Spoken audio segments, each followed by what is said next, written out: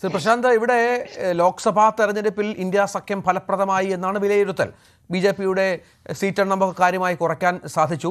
മോദിയുടെ പ്രഭാവം കുറഞ്ഞുവെന്ന് അന്ന് വിലയിരുത്തുന്ന തരത്തിലെ കാര്യങ്ങൾ വന്നു. പക്ഷേ ഈ തരത്തിൽ മുന്നോട്ട് പോയാൽ എന്ത് തരത്തിൽ BJP-യെ നേരിടാൻ സാധിക്കുമെന്നുള്ളതാണ്. ഇനിയും ഫലപ്രദമായി ഇന്ത്യ സഖ്യം മുന്നോട്ട് പോകും ഈ തരത്തിൽ, അല്ലെങ്കിൽ ഇപ്പോഴത്തെ ഒരു സാഹചര്യത്തിൽ എന്ന് കരുതാനാകുമോ?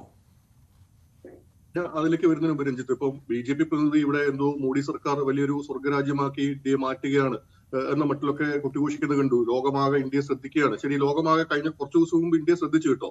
ഏതാണ്ട് 100-ലേറെ ഇന്ത്യക്കാരെ കൈയും കാലും കെട്ടി മൃഗങ്ങളെ പോലെ അമേരിക്കയിൽ നിന്ന് ഇന്ത്യയിൽ കൊണ്ടുവന്ന് തള്ളിയപ്പോൾ ലോകം ഇന്ത്യയെ ശ്രദ്ധിച്ചു. എന്താണ് ഇന്ത്യക്ക് ലോകം നൽകുന്ന പരിഗണന, വിശ്വഗുരുവിന്റെ സ്ഥാനം എന്തെന്ന് ആ ഒരൊറ്റ കാഴ്ചയിലൂടെ തന്നെ ലോകമാകെ കണ്ടതാണ്. കമാന്നൊരു അക്ഷരം മിണ്ടിയില്ല.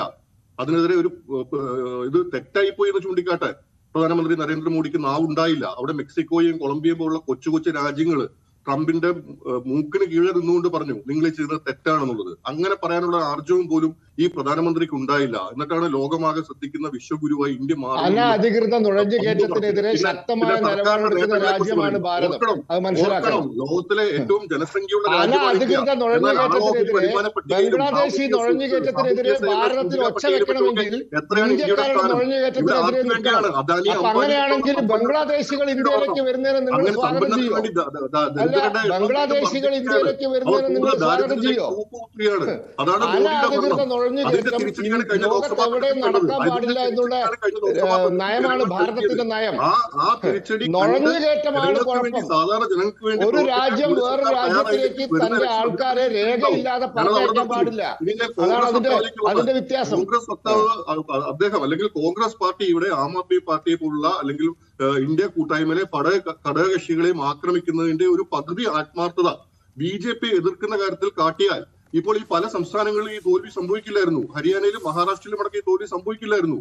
ഈ പറഞ്ഞ സ്വന്തം സഖ്യകക്ഷിയെ ആക്രമിക്കുന്നതിന്റെ ഒരു പകുതി ആത്മാർത്ഥതയെങ്കിലും രാഹുൽ ഗാന്ധിയും പ്രിയങ്ക ഗാന്ധിയും അടക്കമുള്ള നേതാക്കൾ കാട്ടിയിരുന്നുവെങ്കിൽ ഈ പറയുന്ന കോൺഗ്രസിന് നല്ല ജയസാധ്യത ഉണ്ടായിരുന്ന പല സംസ്ഥാനങ്ങളിലും BJP ജയിച്ചു കയറുന്ന സ്ഥിതി ഉണ്ടാവില്ലായിരുന്നു. അപ്പൊ കോൺഗ്രസ് തിരിച്ചറിയേണ്ട ഒരു കാര്യം, ദേശീയ തലത്തിൽ BJP-യെ തനിച്ച് ചെറുക്കാനുള്ള ശേഷി തങ്ങൾക്ക് ഇല്ല എന്ന് ഇനിയെങ്കിലും കോൺഗ്രസ് നേതൃത്വം തിരിച്ചറിയണം.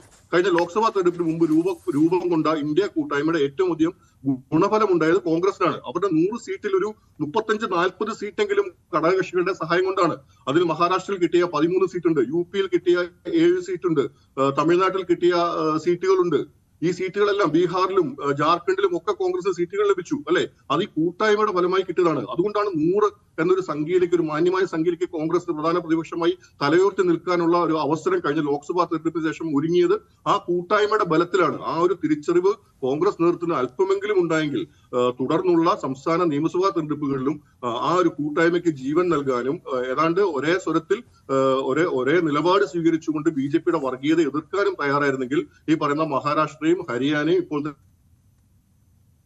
സംസ്ഥാനങ്ങളിൽ വിജയിക്കാൻ കഴിഞ്ഞതാണ്. ഇപ്പോൾ വീണ്ടും മോഡി സർക്കാരിന് അല്ലെങ്കിൽ BJP-ക്ക് അവരുടെ പ്രതിനിധികൾക്കൊക്കെ ഒരു ആത്മവിശ്വാസം തിരിച്ചു കിട്ടിയിരിക്കുന്നത്. തങ്ങൾ ഒലിച്ചു പോയിട്ടില്ല, ഇപ്പോഴും തങ്ങൾക്ക് ജയിക്കാൻ കഴിയുന്നുണ്ട് എന്നൊരു ആത്മവിശ്വാസത്തിലേക്ക് അവരെ എത്തിച്ചത് ഈ വിജയങ്ങളാണ്. അപ്പൊ ആ ഒരു തിരിച്ചറിവ് കോൺഗ്രസ് നേതൃത്വം ഇനിയെങ്കിലും കാട്ടണം.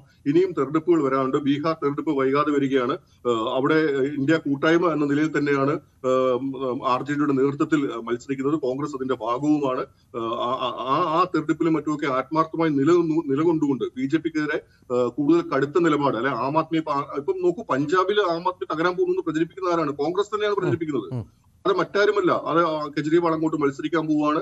അത് വലിയ അതൃപ്തി അതിനുള്ളിൽ ഉണ്ടായിക്കൊണ്ടിരിക്കുന്നു. 10-35 MLA ഞങ്ങളെ ബന്ധപ്പെട്ട് കഴിഞ്ഞു. എന്തിനാണ് നീ തിടുക്കം? നിങ്ങളൊരു ഇലക്ഷനിൽ തോറ്റു, അടുത്ത ഇലക്ഷൻ വരെ നിങ്ങൾക്ക് നിൽക്കാമല്ലോ. അവിടെ ഒരു മതനിരപക്ഷ പാർട്ടിയിലെ ഭരണത്തിലല്ലോ, BJP അല്ലല്ലോ. BJP ആണ് ഭരണത്തിലെങ്കിൽ നിങ്ങൾ തിടുക്കം കാട്ടിക്കോളൂ. ശരി, നന്ദി. സമയക്കുറവുണ്ട് ശ്രീ പ്രശാന്ത്, ഞാൻ ഇടപെടുകയാണ്. നന്ദി ശ്രീ പ്രശാന്ത്, ശ്രീ പത്മനാഭൻ, സേനാപതി വേണു, ഒപ്പം ഷൈബു മടത്തിൽ ഈ ചർച്ചയുടെ ഭാഗമായതിന് പ്രേക്ഷകരോട് ചോദിച്ച ചോദ്യം ഇന്ത്യ മുന്നണിയിൽ കോൺഗ്രസ് ഒറ്റപ്പെട്ടോ എന്നുള്ളതായിരുന്നു. ഒറ്റപ്പെട്ടു എന്ന് അഭിപ്രായപ്പെട്ടവർ 67%, ഇല്ല എന്ന അഭിപ്രായം പറഞ്ഞവർ 30%, നിഷ്പക്ഷമായി 3% ആളുകളും വോട്ട് രേഖപ്പെടുത്തി. പ്രൈം ഡിബേറ്റ് പൂർണ്ണമാകുന്നു. നാളെ മറ്റൊരു വിഷയവുമായി എത്താം. നമസ്കാരം.